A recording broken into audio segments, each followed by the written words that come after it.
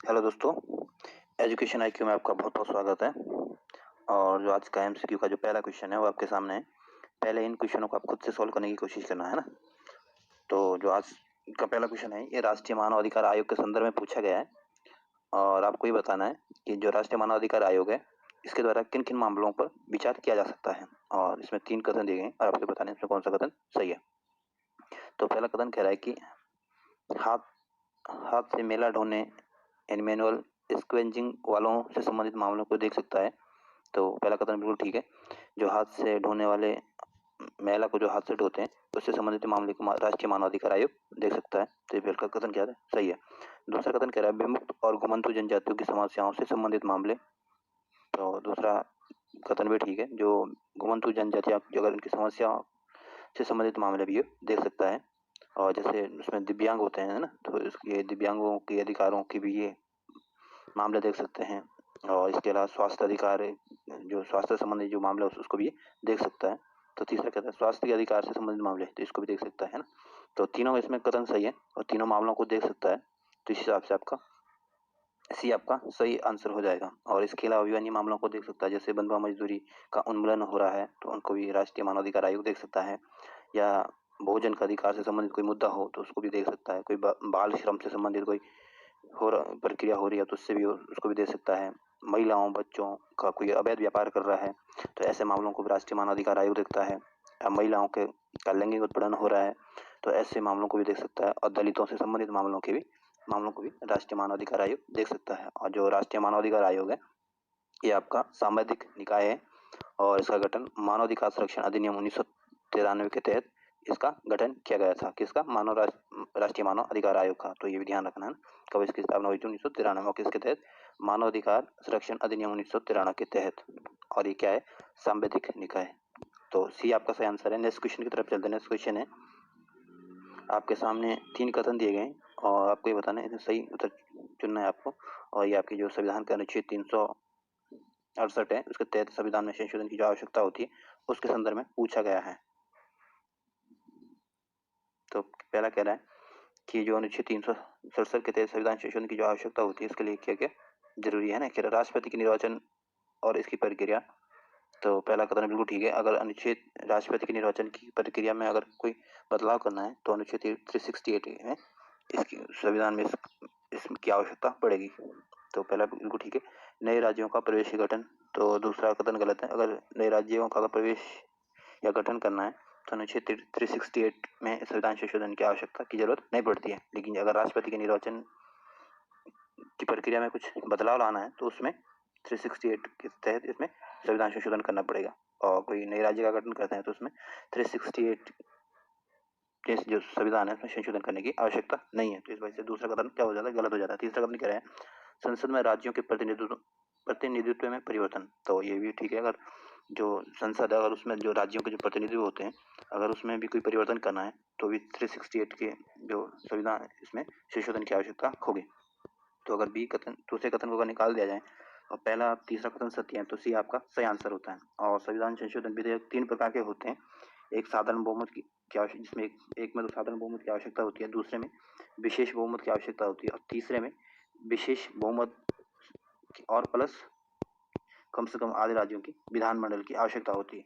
तो जो साधारण बहुमत की जिसमें आवश्यकता होती है वो ऐसे होता है जैसे नए राज्यों का गठन करना है या दूसरी अनुसूची में कुछ परिवर्तन करना है तो ये आपके साधारण बहुमत से ही इसका काम चल जाता है। और जो विशेष बहुमत होते हैं इसकी आवश्यकता वहाँ होती है जैसे मूल अधिकार में कोई परिवर्तन करना है, राज्य के नीति निर्देशक तत्वों में कोई बदलाव लाना है तो इसके लिए विशेष बहुमत की आवश्यकता होती है।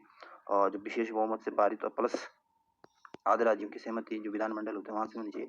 तो जैसे राष्ट्रपति के निर्वाचन में अगर कोई परिवर्तन करना है तो उसके लिए भी जरूरत पड़ती है। और सुप्रीम कोर्ट हाई कोर्ट में अगर कोई बदलाव लाना है तो उसमें भी 368 के तहत इसमें इसकी आवश्यकता पड़ती है। और कोई विधायी शक्तियाँ हो अगर केंद्र राज्यों की जो विधायी शक्ति अगर उसमें कुछ बदलाव लाना है तो भी इसकी आवश्यकता पड़ती है। तो ये सब बातें याद रखना है ना। नेक्स्ट क्वेश्चन की तरफ चलते हैं। आपको ये बताना है जो 4 विकल्प दिए गए आपके मूल कर्तव्य, राज्य के नीति निर्देशक तत्व, मूल अधिकार और 11वीं अनुसूची। आपको ये बताना है सभी बालकों के लिए जो 6 वर्ष की आयु पूरी करने तक प्रारंभिक और बाल्यावस्था में देखरेख में शिक्षा प्रदान करने का प्रावधान है, इसे निम्नलिखित में से किसके अंतर्गत किया गया है। तो क्वेश्चन कह रहा है कि जो 6 से 14 वर्ष की आयु के जो बच्चे होते हैं, जिनको जो प्रारंभिक शिक्षा का जो अधिकार होता है, तो उसकी जो देखरेख जो शिक्षा प्रदान करने का जो प्रावधान किया गया है, ये किसके तहत किया गया है। मूल कर्तव्य, राज्य के नीति निर्देशक तत्व, मूल अधिकार या 11वीं अनुसूची। तो इसका सही आंसर आपका जो राज्य के जो नीति निर्देशक तत्व है, उसमें का जो भाग 4 है, उसके जो 36 से 51 तक जो इसमें उल्लेख है राज्य नीति निर्देशक तत्वों का, इसमें इसको शामिल किया गया था, है ना। और जो मूल कर्तव्य हैं, और तो इसमें 11 मूल कर्तव्य हैं, और ये अनुच्छेद 51A में इसका उल्लेख है, और जो संविधान का भाग 4A है, इसमें मूल कर्तव्यों को रखा गया है ना। तो ये भी ध्यान रखना। और जो राज्य के नीति निर्देशक तत्व है, इसको भारत ने आयरलैंड के संविधान से लिया था, और इसका उल्लेख आपके जो संविधान का भाग 4 है, इसमें इसका उल्लेख मिलता है, और 36 से 51 तक अनुच्छेद जो है और आपके राज्य के नीति निर्देशक तत्व से संबंधित है। और अगर मूल अधिकारों की बात करें, तो मूल अधिकार आपके 6 मूल अधिकार है, और इसका उल्लेख संविधान का जो भाग 3 है, इसमें इसका उल्लेख मिलता है। और जो 11वीं अनुसूची है, ये आपके नगर पालिकाओं से संबंधित है। और जो प्रारंभिक जो शिक्षा का अधिकार है 6 से 14 वर्ष के बच्चों का, इसको अनुच्छेद 21A में इसको रखा गया है। और इसमें जो संशोधन कब किया गया था, जो 2002 में जो 86वां संविधान संशोधन हुआ था, तो उस समय इसको एक अनुच्छेद जो 45 है, उसमें इसको बदलाव करके एक और अनुच्छेद जोड़ दिया गया था, अनुच्छेद 21A। तो ये ध्यान रखना, अनुच्छेद 21A और अनुच्छेद 45 किससे संबंधित है, तो ये आपके शिक्षा के अधिकार से संबंधित है। तो ये भी ध्यान रखना है। तो नेक्स्ट क्वेश्चन की तरफ चलते हैं। नेक्स्ट क्वेश्चन है, ये आपके मूल कर्तव्यों के संदर्भ में पूछा गया है, और आपको ये बताना है कि कौन कौन से इसमें कुट जो दिए गए वो सही दिए गए, है ना। तो पहला कथन कह रहा है कि प्राकृतिक पर्यावरण की रक्षा और उसका संवर्धन करना। तो पहला कथन बिल्कुल ठीक है। जो आपका मूल कर्तव्य है, ये आपके पर्यावरण और प्राकृतिक पर्यावरण की रक्षा और उसका संवर्धन करना आपका एक मूल कर्तव्य है। दूसरा कथन कह रहा है राष्ट्रीय के महत्व को घोषित स्मारकों की सुरक्षा करना। नहीं, ये आपका मूल कर्तव्य नहीं। जो राष्ट्रीय महत्व की घोषित स्मारकों की अगर सुरक्षा करना है, तो ये इसको राज्य के नीति निर्देशक तत्व के अंतर्गत आते हैं, जो अनुच्छेद 49 है, उसके अंतर्गत आते हैं ये, है ना। तो ये आपका मूल कर्तव्य नहीं है। तीसरा कथन कह रहा है भारत की प्रभुत्ता, एकता, अखंडता को अक्षुण्ण रखना और उनकी रक्षा करना।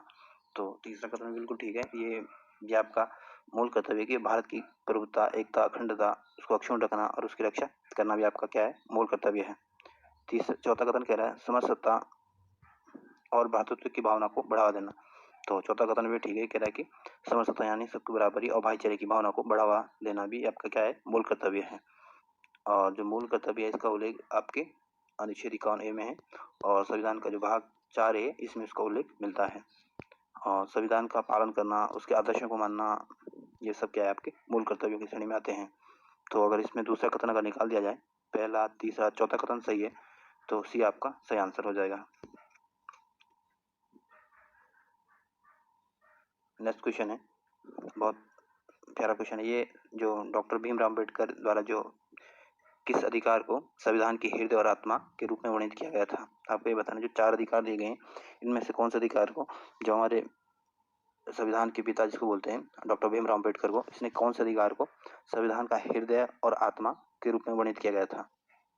तो इसका सही आंसर आपके जो अनुच्छेद 32 है, उसको भीमराव अम्बेडकर ने संविधान की हृदय और आत्मा का था। और अनुच्छेद 32 किसमें है, जो संवैधानिक उपचारों का अधिकार आपके अनुच्छेद 32 से संबंधित है। तो डी आपका इस हिसाब से सही आंसर हो जाएगा। और सुप्रीम कोर्ट अनुच्छेद 32 के तहत और हाई कोर्ट अनुच्छेद 226 के तहत आदेश जारी करके अधिकारों में परिवर्तन हेतु सरकार को निर्देश दे सकते हैं। और अगर कोई मूल अधिकार से संबंधित कोई, अगर उनको लगता है कि इनका कानून का किसी का भी उल्लंघन हो रहा है, मूल अधिकार का उल्लंघन हो रहा है, तो इस आधार पर वो किसी भी कानून को अवैध घोषित कर सकती है, कौन, सुप्रीम कोर्ट और हाई कोर्ट। तो इस हिसाब से डी आपका सही आंसर है। तो दोस्तों, आज की वीडियो को यहीं समाप्त करते हैं, फिर मिलते हैं दूसरे वीडियो के साथ। तब तक के लिए जय हिंद।